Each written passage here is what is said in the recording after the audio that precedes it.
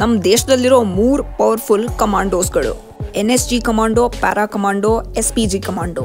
ಈ ಕಮಾಂಡೋಸ್ ಆಗಕ್ಕೆ educational requirements ಏನೇನ್ ಬೇಕು, ಇವ್ರ ಸ್ಯಾಲರಿ ಏನಿರುತ್ತೆ, ಇವ್ರ ಏಜ್ ಮತ್ತೆ ಹೈಟ್ ಲಿಮಿಟ್ ಏನಿರಬೇಕು, ನಿಮ್ಮ ಡ್ರೀಮ್ ಈ ಕಮಾಂಡೋಸ್ ಆಗೋದಿದ್ರೆ ಈ ವಿಡಿಯೋನ ಕಂಪ್ಲೀಟ್ ಆಗಿ ನೋಡಿ. ಫಸ್ಟ್ ಒನ್ ಬಂದು NSG, ನ್ಯಾಷನಲ್ ಸೆಕ್ಯೂರಿಟಿ ಗಾರ್ಡ್. ನಮ್ಮ ದೇಶದ ಇಂಟರ್ನಲ್ ಕಮಾಂಡೋಸ್ಗಳು ಇವರು.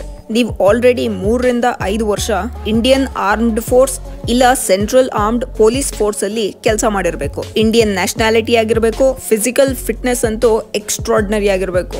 ಏಜ್ ಲಿಮಿಟ್ 35 ವರ್ಷ ಒಳಗಡೆ ಇರಬೇಕು. ನೆಕ್ಸ್ಟ್ ಒನ್ ಬಂದು ಪ್ಯಾರಾ ಕಮಾಂಡೋ. ಈ ಸ್ಪೆಷಲ್ ಫೋರ್ಸ್ ನಮ್ಮ ಇಂಡಿಯನ್ ಆರ್ಮಿಯ ಬ್ಯಾಕ್ ಬೋನ್ ಅಂತಾನೆ ಹೇಳ್ಬೋದು. ಫಸ್ಟ್ ಇಂಡಿಯನ್ ಆರ್ಮಿ ಒಳಗೆ ಸೆಲೆಕ್ಷನ್ ಆಗಿ ಅಲ್ಲಿ ಕೆಲಸ ಮಾಡ್ತಾ ಇರಬೇಕು. ಆಮೇಲೆ ನೀವು ವಾಲಂಟಿಯರ್ ಆಗಿ ಪ್ಯಾರಾ ಕಮಾಂಡೋಸ್ಗೆ ಜಾಯಿನ್ ಆಗ್ಬೋದು. ಜಾಯಿನ್ ಆಗೋಕ್ಕಿಂತ ಮುಂಚೆ ನಿಮ್ physical test, mental test, standard army test ನೆಲ್ಲ ಪಾಸ್ ಮಾಡಬೇಕು. ನೆಕ್ಸ್ಟ್ ಒನ್ ಬಂದು SPG, ಸ್ಪೆಷಲ್ ಪ್ರೊಟೆಕ್ಷನ್ ಗ್ರೂಪ್. ಇವ್ರನ್ನ ಸೆಂಟ್ರಲ್ ಆರ್ಮ್ ಪೊಲೀಸ್ ಫೋರ್ಸ್ ಅವರು ಸೆಲೆಕ್ಟ್ ಮಾಡ್ತಾರೆ. SPG ಆಫೀಸರ್ ಆಗೋಕ್ಕಿಂತ ಮುಂಚೆ IPS, CRPF, CISF, ITBP, paramilitary force, SSB, ಅದರ ಜೊತೆಗೆ SPG ಕಮಾಂಡೋ ಆಗಕ್ಕೆ ಗ್ರಾಜುಯೇಷನ್ ಕಂಪ್ಲೀಟ್ ಮಾಡಿರ್ಬೇಕು.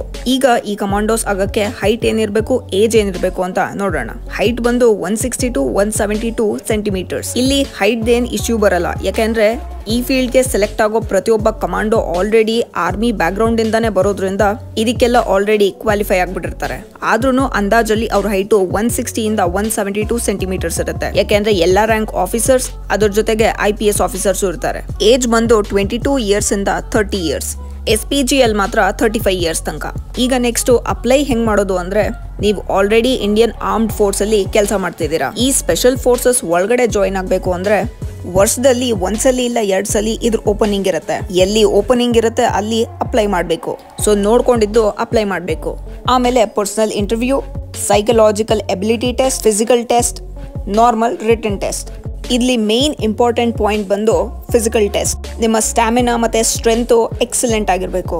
ನೆಕ್ಸ್ಟ್ ನೀವು ಎಷ್ಟು ವರ್ಷ ಒಳಗಡೆ ಸರ್ವಿಸ್ ಕೊಡ್ಬೋದು ಅಂತ, ಇದನ್ನು ಮೇನ್ ಆಗಿ ನಿಮ್ಮ ಫಿಸಿಕಲ್ ಎಬಿಲಿಟಿ ಮೇಲೆ ಡಿಪೆಂಡ್ ಆಗುತ್ತೆ.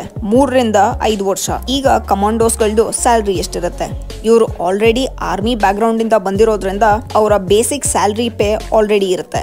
ಅದ್ರ ಮೇಲೆ 50% ಇನ್ಕ್ರಿಮೆಂಟ್ ಮಾಡ್ತಾರೆ. ಈ ಕಮಾಂಡೋಸ್ಗಳ ಸರ್ವಿಸ್ ಪೀರಿಯಡ್ 3 ರಿಂದ 5 ವರ್ಷ ಇರುತ್ತೆ. ಸರ್ವಿಸ್ ಕಂಪ್ಲೀಟ್ ಆದ್ಮೇಲೆ ನೆಕ್ಸ್ಟ್ ಏನ್ ಮಾಡ್ತಾರೆ, ಅವರು ಮುಂಚೆ ಯಾವ ಯೂನಿಟ್ ಇಂದ ಬಂದಿದ್ರೋ ವಾಪಸ್ ಆ ಯೂನಿಟ್ ಹೋಗಿ ಜಾಯಿನ್ ಆಗ್ತಾರೆ. ಆರ್ಮಿ, CAPF ಎಲ್ಲಿಂದ ಬಂದಿದ್ರೋ ವಾಪಸ್ ಅದೇ ಯೂನಿಟ್ ಹೋಗ್ತಾರೆ.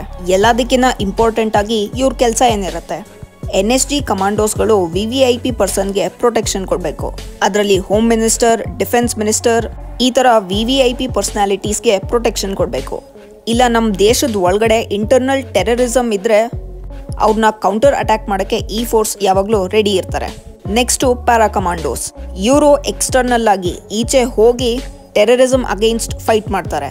ಲಾಸ್ಟ್ ಒನ್ ಬಂದು SPG ಕಮಾಂಡೋಸ್. ಇವ್ರದ್ದು ಮೇನ್ ಆಗಿ ಒಂದೇ ಕೆಲಸ ಇರುತ್ತೆ, PM ಪ್ರೊಟೆಕ್ಷನ್. ಇಂದಿರಾ ಗಾಂಧಿ ಅವ್ರ ಅಸಾಸಿನೇಷನ್ ಆದ್ಮೇಲೆ PM ಪ್ರೊಟೆಕ್ಷನ್ ಗೋಸ್ಕರನೇ ಸ್ಪೆಷಲ್ ಆಗಿ ರೆಡಿ ಮಾಡಿರೋ ಫೋರ್ಸ್ ಇದು. PM ಮತ್ತೆ PM ಫ್ಯಾಮಿಲಿಗೆ ಪ್ರೊಟೆಕ್ಷನ್ ಕೊಡ್ತಾರೆ. ಈ ವಿಡಿಯೋ ನಿಮಗೆ ಇನ್ಫಾರ್ಮೇಟಿವ್ ಅನ್ಸಿದ್ರೆ ಮರಿದೆ ಲೈಕ್ ಮತ್ತೆ ಸಬ್ಸ್ಕ್ರೈಬ್ ಮಾಡಿ.